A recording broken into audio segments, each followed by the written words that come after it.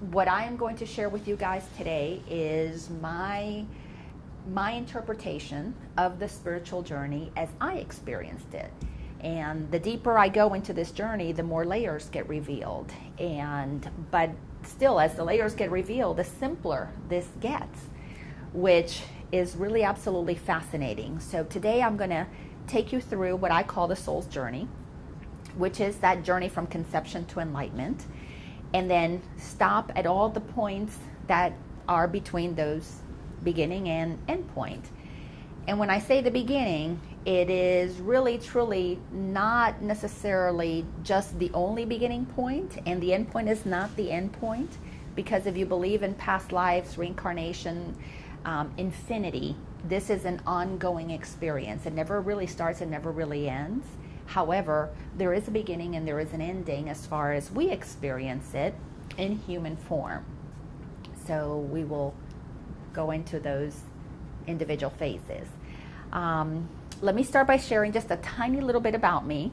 I know you guys are somewhat familiar with me, but my journey began when my mom passed away.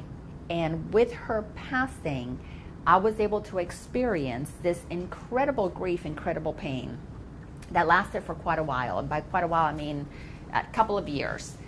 In the depths of that discomfort, what I realized that what I was really grieving was the death of me. Because the person that I knew myself as when I was young and vibrant and full of energy and had the world at my feet, that invisible, creative, inspired, just do whatever I get it, what I want to do and go for it, that part of me wasn't alive anymore. I had become the one who did what everybody else needed to get done for multiple reasons. Number one, because it's how I got my validation. Number two, it's because I had learned at a very young age that if I became a people pleaser and did what everybody else needed me to do for them, it was my unconscious way of making sure they didn't leave me. And we all have our own way of processing our past experiences, and for me, it came up in the way of people pleaser. So with my mom's passing, I realized, okay, I have everything that I thought I needed to have to become, I became, to be, do, or have, to consider myself successful, to consider myself complete, to consider myself worthy. All of that stuff had been checked off my list, and yet in the midst of having everything, I felt completely empty, like totally unfulfilled. So mom's passing gave me the opportunity to look at what's missing. And it was through the questioning, the curiosity that just became natural.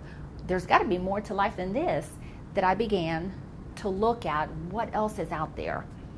And through, the grace of the divine source of all that is, magically, books were shared with me. People said, go see this movie. You should talk to this person. You should go see that individual. Here's a life coach. Here's a psychic. All this information came to me. The classic saying, when the student is ready, the teacher appears. And my teachers appeared in many, many ways, whether they were my children, whether it was my dead mother, whether it was, just being in the garden and looking at the flowers that I had planted. There was an incredible opportunity to expand and grow and learn. And everything that I experienced had so much value. But what I began to realize is I was pretty much doing the same thing over and over and over again. So on this spiritual journey, you have to look at everything, everything that you took on before you were on a journey. You got to look at it to see the deeper meanings within those layers. So it's a very repetitive process. It's like working out. You go to the gym, you know what you want to accomplish, but you do pretty much the same things over and over and over again. Yes, sometimes the exercise may look slightly different. You may use different size weights, but the exercising aspect is pretty much the same. You got to lift the weights, you got to move the body. So there's a repetition that is inherent in the spiritual journey, that is inherent in everything that we do. If you want to be healthy, you must eat properly on a daily basis. If you want to have a toned body, you must exercise on a daily basis. If you want to have good dental hygiene, you must brush your teeth every day. This is not a get it one time and you're done fix. There's no magic pill in spirituality. If anything, you move to the place in the journey where you realize that there's absolutely no going back, and you know that the only way that we, and it's not that we go backwards, it's just that we stall, is that we stop doing the spiritual practice, if we stop honoring the divine within. So I'm going to go ahead and take you guys through the soul's journey, and then we'll take the rest of the time to really drill into each one of those phases and see not only where you are in the overall scheme of things, but what got you to that place to begin with, and what will help you move from that place, as we continue moving through the spiritual journey. All right? Okay. So in the beginning, to me, there's 4 components, 4 parts to who we are that are crucial for us to understand to really get what this journey is all about. The first piece, to me the biggest piece, is that there is one source of all that is. And this source is called by many different names. I prefer the word source simply because the other words that are used carry a lot of baggage with them, like the word God, or the word universe, or the word spirit. For me, source, it's the source that starts it all. That's the one that I prefer. So there's this infinite source, and I'm going to draw it, kind of like a funnel. Everything starts out there. And this point that created everything created everything. It created the universe, the galaxies, the planets. It creates the trees. It creates the oceans. It creates the little bunnies, the flowers. It creates everything. So for the source that creates everything to experience everything it created, it needs to have a vessel. It needs to have something to become the experiencer of what it creates. So it decided, I'm glad it did, to come and have a physical experience.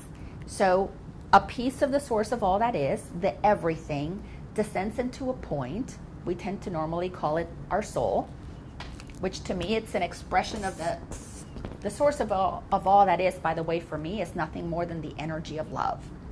This loving energy that creates everything and then wants to come and have an experience of everything it created. So the source of all that is comes into this world, but in order to travel, in order to have an experience, it needs to have a vessel. So it creates you and me. It has a body, and inside of our body, we have a piece of that source. That divine love is within us. So this incredible source comes in and has a life experience. Just comes in.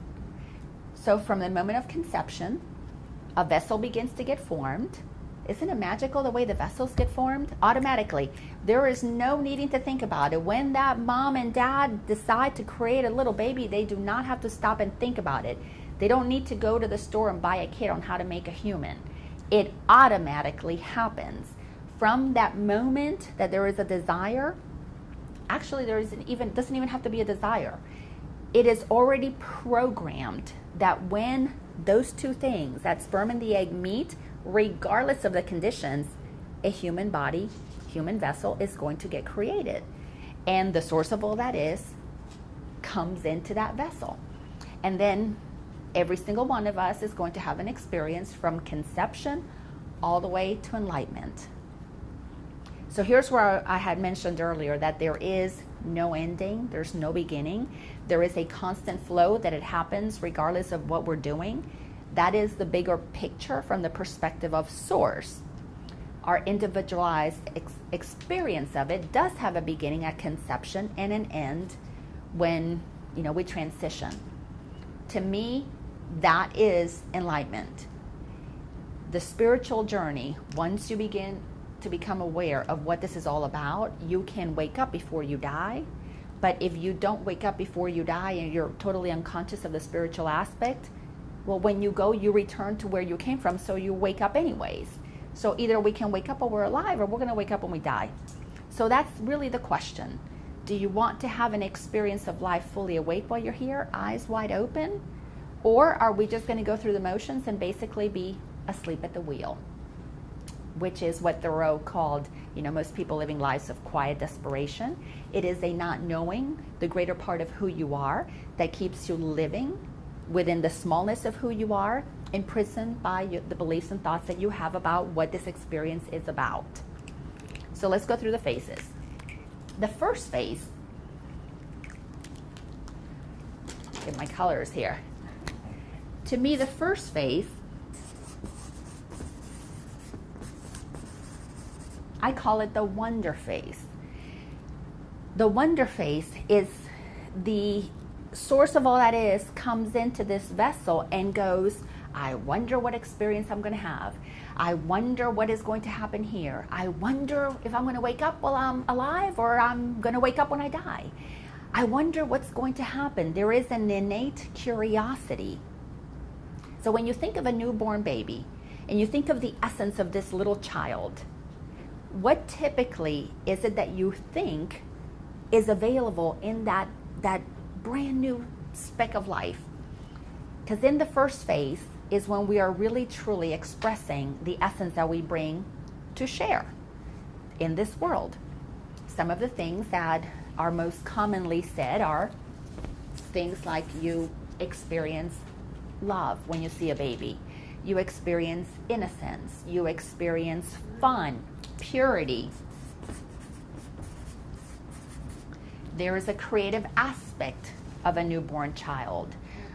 Happiness. What else would you say is the essence of a new baby? When you see new life, and it doesn't just have to be a baby, it can be a puppy, it can be a kitten, it can be a brand new little baby dolphin. When you see newness, there is a feeling, there is an essence. You had said happiness. It's just innate. It is absolutely part of the essence. Anything else that you notice when you see? The innocence there and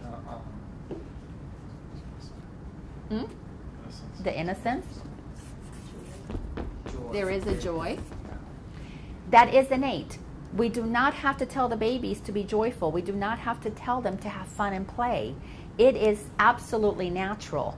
So the source of all that is comes in through a vessel, and it brings a gift to the world. It brings joy, love, purity, innocence. It brings elation. It brings curiosity, fun, and play.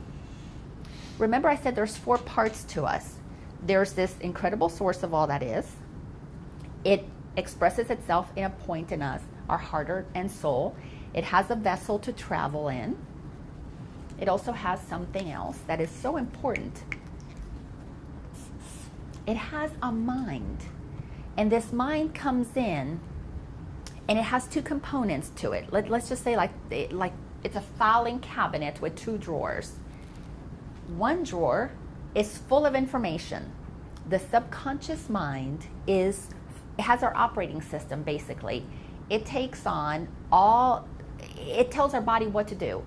It is a part of us that tells the body to breathe, to process the blood, to process the food that we eat, to do all of the things that it needs to do. The hair grows automatically, the skin regenerates, all of the cells know what to do.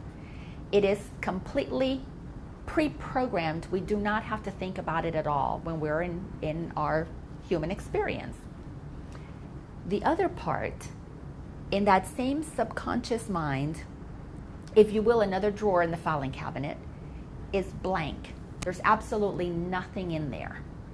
During this human experience, we get to have information given to us, and we just simply store it in that filing cabinet.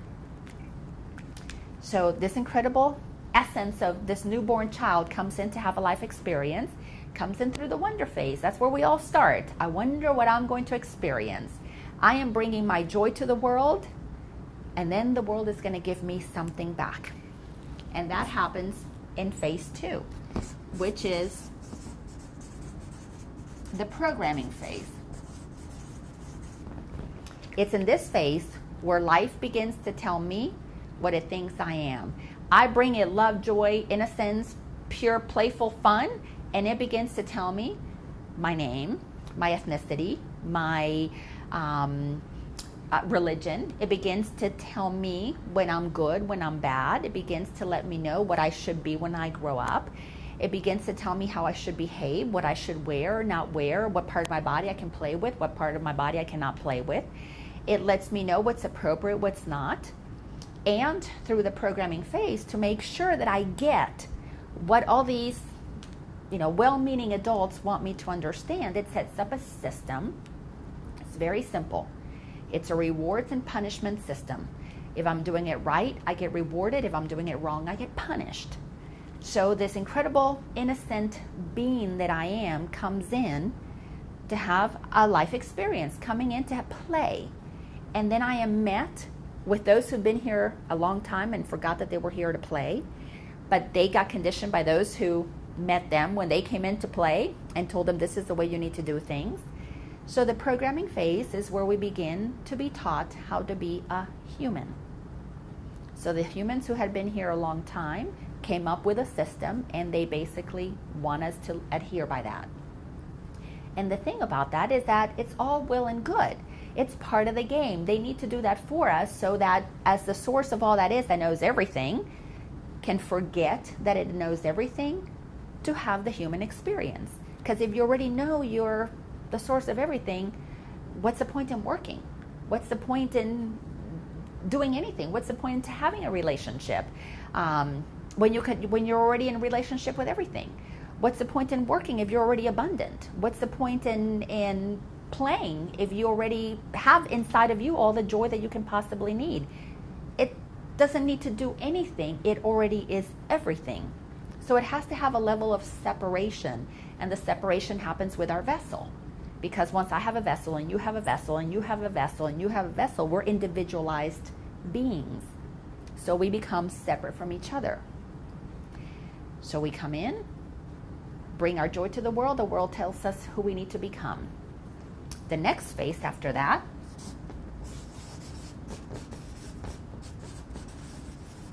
is the control phase.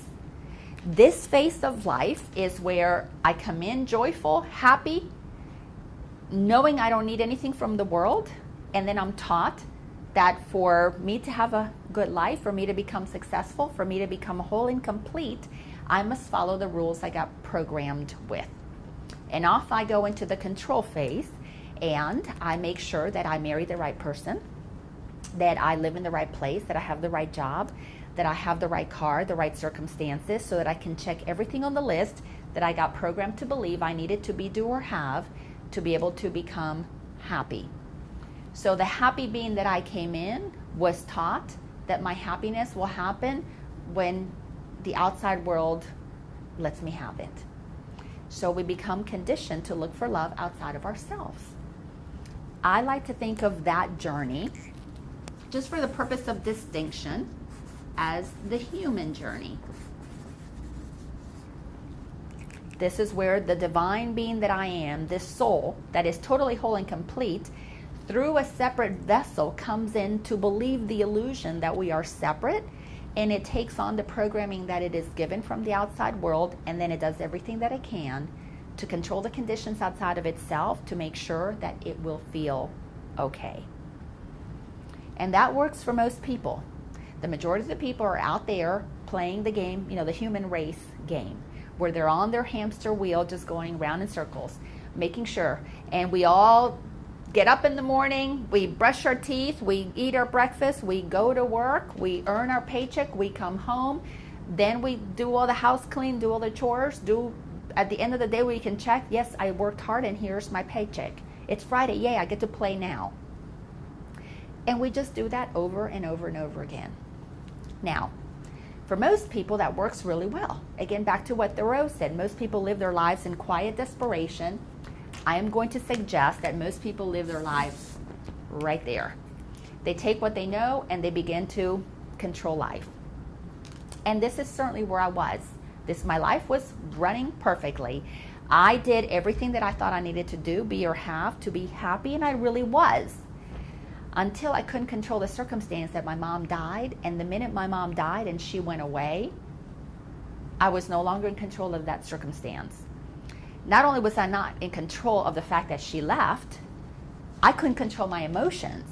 I had worn my happy, mask. I was this perfect person who did everything that I was supposed to do. And all of a sudden, I couldn't control my own emotions. So this grief took over me. And that grief, when I couldn't control it, became so out of control for me. Thank goodness. Then I hit my wall. In that wall is where I realized I can't control circumstances. I created this entire life for myself, and now it's falling apart. And it's falling apart because I'm realizing the only problem in all of this is me. I'm the one who's not happy. So I had to make some decisions. And one of them was that my marriage at that time, 22 years of marriage, married to a wonderful guy. He's still a wonderful friend of mine till this day and always will be. Our relationship was no longer the kind of a relationship that had the passion that I wanted in a marriage.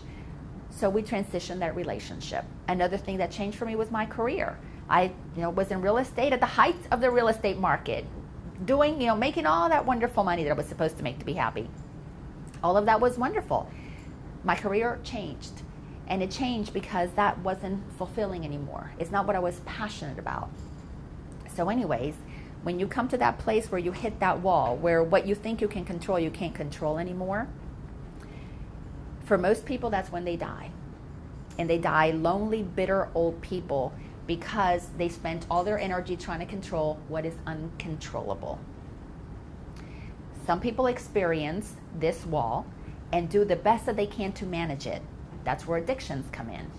They will start taking drugs. They will start drinking alcohol. They'll get addicted to sex. They'll get addicted to something. My drug of choice was margaritas and shopping.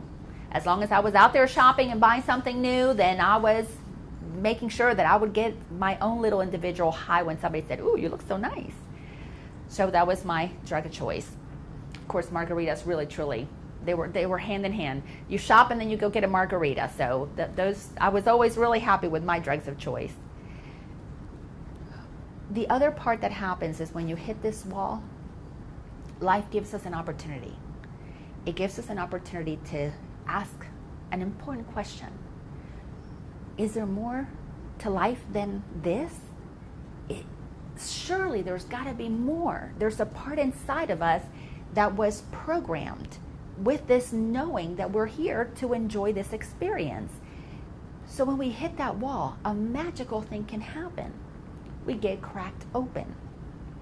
And when we do open up and get curious again, we enter the next phase, which I call the curiosity phase.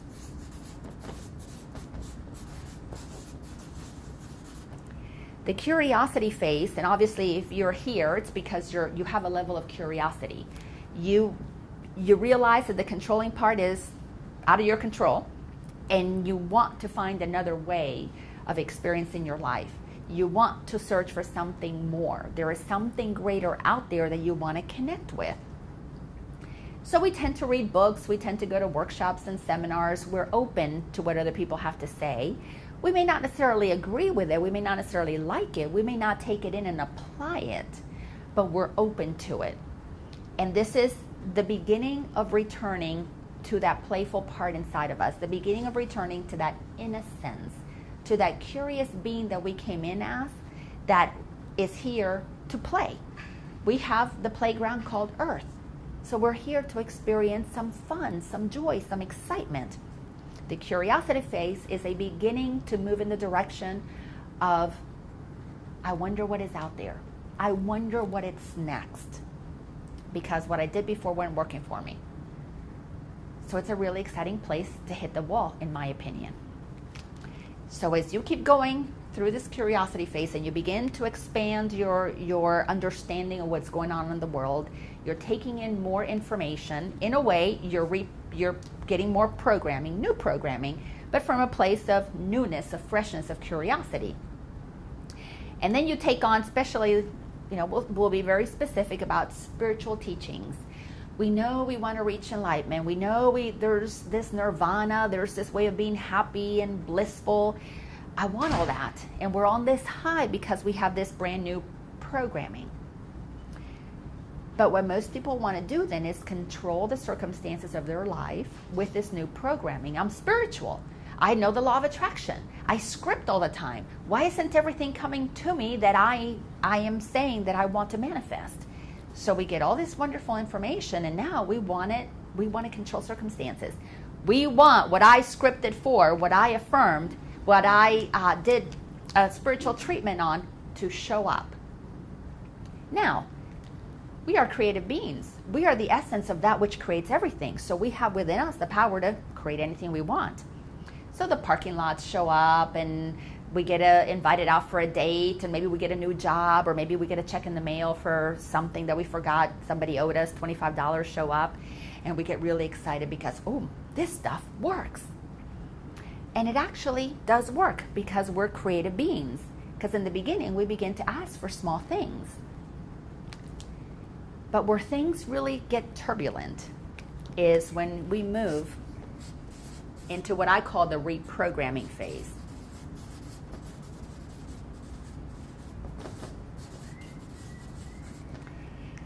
And just as most people who are completely unconscious to the fact that we are spiritual beings having a human experience, most people who are having a spiritual experience get stuck right here because they have enough information, and they know that they are creative beings, and they know that they can manifest whatever they want, and they've had evidence a few times because things do show up. But they don't make the commitment to keep moving forward, to look at the programming that they picked up that needs to be reprogrammed. And this is the place where if I am operating from the I think I am not good enough, I am not worthy enough, I am not whatever enough, that I picked up over here when I began to look at the outside world for my power, if I don't clean that up here, I cannot move to the next phase, which is simply the wonderful phase. This is the place where we return to living from that space that we came in as. This is the place where I know I am divine, and I am here to have this experience fully and enjoy it and not get caught up with the small stuff. When we came in into this human journey, we got a whole lot of little small stuff to worry about. We needed to watch how our hair was. We needed to be focused on our appearance. We needed to be focused on living in the right place, on having the right friends, on having the right education, on having all of the right things that our mothers, our fathers, our teachers, our preachers wanted us to know about. The government, the media, the perfect perfume to attract somebody, the perfect car that is a symbol of status, the perfect degree that says that you are really smart. So through this process, we got all caught up with the little stuff. As we move through, and I call this the spiritual journey, and the reason I call it the spiritual journey is because for those of us who are actively on a spiritual journey, we are here to reconnect with that which created us, which is a part of who we really are. So I make that distinction because until we understand that there's two sides of us, we're really not aware of what's going on.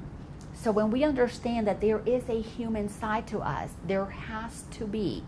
We have to have a vessel to have an experience of all that is. Until we understand that that was part of the game, we can't return to our divine greatness, because there has to be an understanding of the two sides before we can bring them together and make them whole. And that's the reason most people suffer.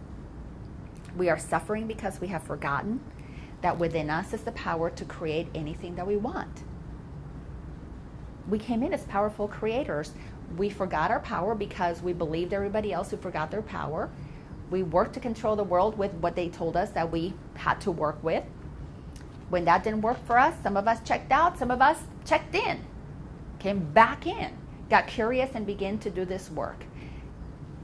So today is a matter of let's look at what happened to us individually in each one of those spaces and begin to make sense of this, what I call the game of life. Because it's supposed to be good for us. It's supposed to be fun. It's supposed to be exhilarating. We need to reconnect with that curious part of us. Not only that, but we need to reconnect with the part of us that says this is supposed to be fun. If we're experiencing something in our lives and we feel it's not fun, we feel it's heavy, we feel it's weighty, it's because we're operating down here. One of the things that is very crucial that we need to understand is everything that we took on from the world and we made an agreement with, whether to like it or not like it, whether we agreed that it was right or it was wrong, becomes a belief that we take on. So as we come into the world, we take on these beliefs. I believe I am good. I believe I am bad. I believe I am smart. I believe I am dumb. I believe I am pretty. I believe I am ugly. So we take on a bunch of layers of beliefs. And the more layers of who I believe I am or who I believe you are or what I believe is right or wrong, the more layers I take on my life, the heavier and heavier I get. When people take on the weight of the world, basically we're just all these thoughts about how everything should work, how everything should operate. We know how it should be taken care of. We are just so smart and have it all figured out. We're operating from a whole bunch of beliefs.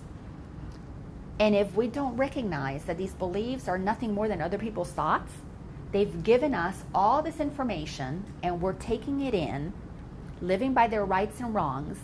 If I am not utilizing my own creativity, if I'm not utilizing my innate knowingness, all of these beliefs begin to press on us, in essence, depress us. So the essence that I come in as, I can no longer feel it when I am completely weighed down by the rights and wrongs that the world gives us. So getting back to the spiritual journey, when we get curious, we begin to actually believe in different ways. The reprogramming phase is a looking at all of what I used to believe, or what I still believe actually, it's not like you used to, look at everything that I believe and begin the process of holding it. We tend to believe one way. When we come through the human journey, we believe things are this way. The spiritual journey is about looking that this way can be just as true as this way. An example, I believe that the only way that I was happy was when other people participated in my life. I only felt happy in relationship with somebody else. I felt whole and complete when somebody loved me. On the other side, the total opposite of that belief is I'm whole and complete on my own. I need no one else to make me happy. So when you're operating on your human journey from the aspect of I need somebody else to be happy, you're stuck in that control phase, needing to make sure that you have somebody in your life to make you happy. You are dependent on somebody else. If the belief that you hold is that I will only be successful if I work for a corporation and I have a good paying job, and you experience the loss of that job because you can't control it, you are left basically open because you only have one side to you. The other side is exposed. We need to make sure that we balance that by saying the one belief says that the only way I can be complete and successful is if I have a corporate job. The other side could be I can be whole and complete and successful if I'm an entrepreneur. It is a looking at the other side as being also possible. The control phase is nothing more than making sure that everything that I thought was true happens for me to be okay. On the spiritual side, it is truly a opening up to a different possibility. And the thing is that we have to question what we know, because everything that we know came to us from somebody else. Again, our mothers, our fathers, our teachers, our preachers, the media, the government gave us a long list of rights and wrongs, and we, because we didn't know any different, but we didn't know any different because we were supposed to forget we were all-knowing, made an agreement with that stuff. The return to these wonderful years is a giving back what no longer belongs. And it's a recreating what it is that I want to experience from my own inner knowing.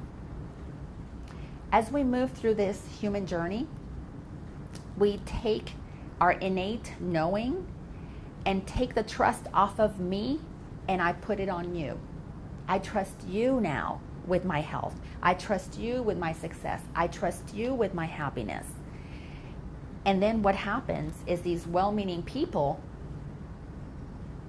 who cannot handle making sure that you are whole, it's not their job, they go on to live their lives, they do whatever they do, and they don't necessarily meet your expectations, and then you lose trust in them.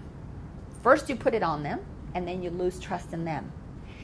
And then when you can't control them, when you can't make your parents love you, when you can't make your boss keep you and keep giving you promotions just because you're there, when the lover doesn't stay because they want to move on to something else, you lose trust in them, and then you lose trust in life. And again, if you notice, as we move down the line, we go to depression when we begin to lose trust in everything out there, because we've already given up trust in us the minute we put it on them to make us happy.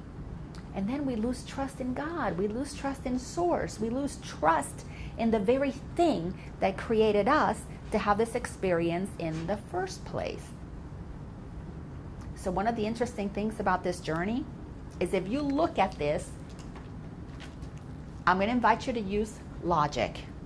For me, I have found the logic is the key to unravel the illusion that I am only human, so that I can return to the truth that I am divine. And here's how logic works. So let's create two sides. If you were to take these and you were to fold the page and you just put it, have them come meet, you will notice that it is a complete mirror opposite. So everything that I needed to control here is what begins to fall out of my control when I move in a spiritual journey. I don't know about you guys, but the minute that I signed up for this spiritual journey, and I don't think that I really signed up consciously, something yanked me into this journey, my life began to unravel. Everything that I knew to be so got turned upside down. The marriage changed. The parents died.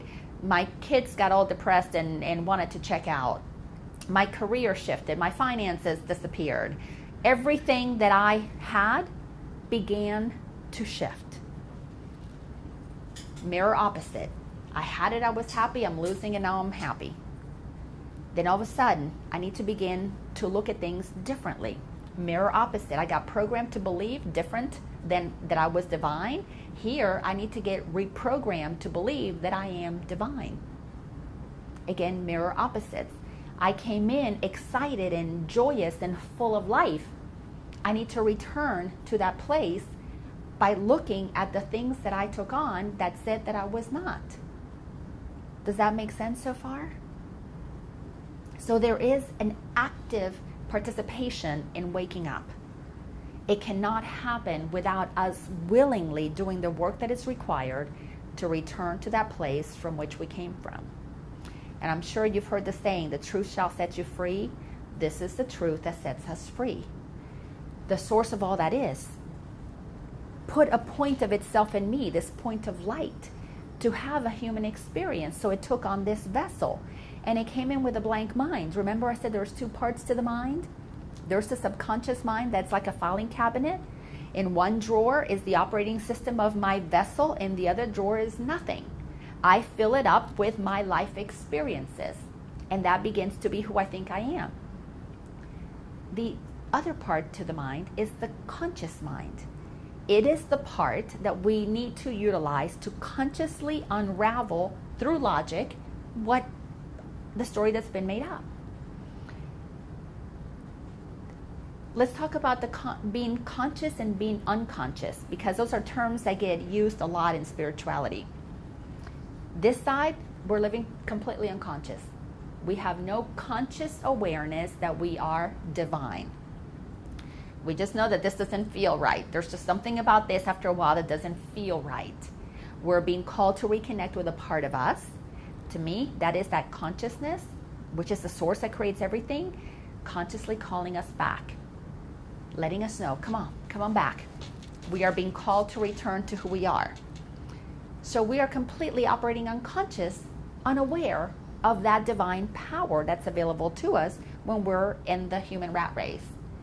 Waking up, becoming aware, means to consciously now recognize that there is something I can tap into that gives me access to everything that's available out there.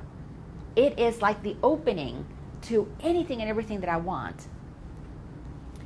But again, if you look at life as mirror opposites, let's look at one of the interesting things that happens. Do you remember when we talked about in the programming phase, we get programmed to operate out of a system of right and wrong? It's all right and wrong. And if I don't do it right, I'm going to do it wrong. And if I do it wrong, I've already been conditioned through punishment that doing it wrong doesn't feel good. There's going to be a consequence that is not going to be enjoyable. And if I do it right, I'm going to be rewarded. So in the right and wrong game, something shows up called fear.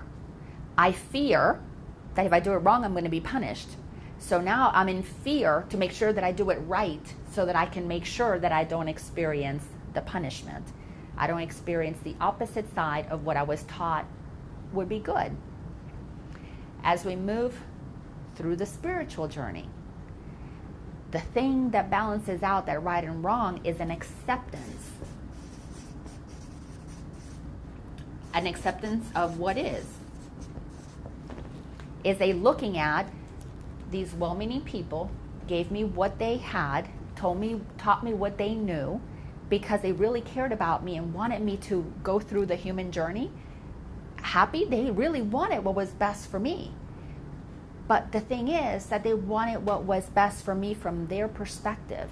They didn't take into account what was naturally already good for me from what I came in to experience. So the piece that's really important is an acceptance of what they did, an acceptance of what was, so that I can now move forward without being attached to the baggage of the past. And that's a really tough thing for many people, is accepting that what happened to us didn't just happen to us to punish us. It kind of happened for us because we're here to have this experience. And this is an opportunity for us to look at everything that happened when we were young, when we were, from itty bitty all the way to even adulthood. We had experiences that were very uncomfortable, that were very defining. We had, maybe as a child you experienced neglect, abuse. And it doesn't have to be like torture or horrible physical abuse and neglect. It could be just as simple as you went to your mommy or your daddy and you wanted to get a hug because something had happened to you on the playground, and that mommy or daddy had something on their mind. They were super busy. They had a distraction. Maybe they got a call from work. Maybe they got a call from a friend to go do something, help them. And in that moment, they were not available to you how you needed them. And we made up a story that somehow we're not loved, somehow we're not good enough, somehow I'm not worthy because they're walking away, I'm needing a hug and they're leaving me. And we create a story that over time gets bigger and bigger and bigger because we keep referring to that moment in time that somebody wasn't there to mirror back for us the love that we needed. So as we move into the space of acceptance, it is a recognition that these things that happened, they didn't happen to hurt us. They happened for our own ability to recognize that we don't need them to be happy. It's already in here. Does that make sense? Okay. So let's just take a couple of minutes here. I know this is a lot of information.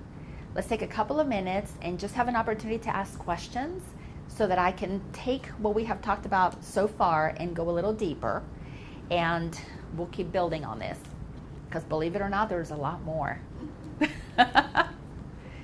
But yet I've already given to you all the answers that you could possibly need. We came in to have this experience. We're here to play. We're here to play human. But when we're being called back to our greatness, we need to recognize that this is a game. How it happened, how did we take our layers on so that we can begin to move back to connecting with who we are. One of the most challenging things in the world to do. If it was easy to do, everybody already be enlightened. But it's a process. It's an experience. Cool. The reprogramming phase is what is usually termed the dark night of the soul. And it is not a night, and it is not a couple of nights. It is typically a couple of years, because we got programmed gradually. This was very gradual through repetition. The same things got repeated over and over and over again. The same moment that mommy or daddy wasn't there to love me, I repeated over and over and over again. And every time that I met somebody new, I told them how terrible they were and how they didn't love me and how this situation happened. I had a boyfriend or a girlfriend that broke up with me. I go on and repeat over and over the same story, how I got dumped, how I was rejected. A job goes away. I repeat over and over and over again how I was, used or abused or what. So we give a lot of energy to these old stories. We repeat them into creation. We have to look at all those things, sometimes multiple times, to discreate them. So it's interesting, yes.